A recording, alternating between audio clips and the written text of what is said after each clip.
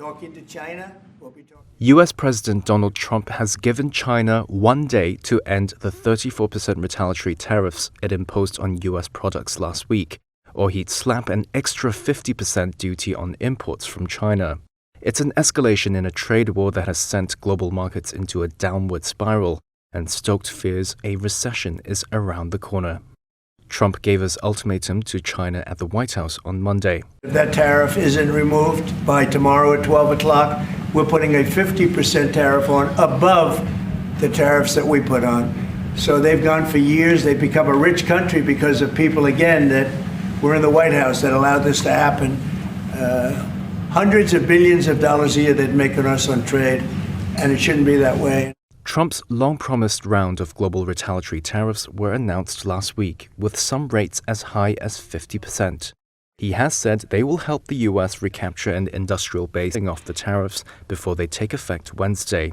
However, Trump said he has no plans to suspend tariffs during negotiations.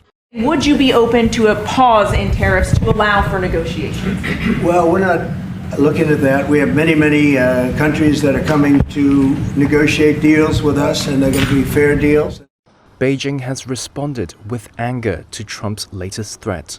The Chinese Commerce Ministry said Tuesday China will never accept the blackmail nature of the United States and said U.S. threats were a mistake on top of a mistake.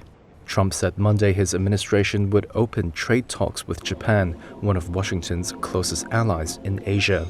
Meanwhile, the EU has proposed counter-tariffs of 25% on a list of U.S. goods over Trump's earlier steel and aluminium tariffs, according to a document seen by Reuters. EU Trade Chief Maroš Šefčovič said Monday they're ready to negotiate a zero-for-zero deal with the Trump administration. While the EU remains open to and strongly prefers negotiations, we will not wait endlessly. The 27-member EU bloc is struggling with tariffs already in place on autos and metals. It also faces a 20% tariff on other products on Wednesday. And Trump has threatened to slap tariffs on alcoholic drinks from the EU. Investors and political leaders are still trying to figure out if Trump's tariffs are permanent or a pressure tactic to win concessions from other countries. And many investors are now betting that the growing risk of recession could prompt the U.S. Federal Reserve to cut rates as early as next month. Fed Chair Jerome Powell has so far indicated he is in no rush.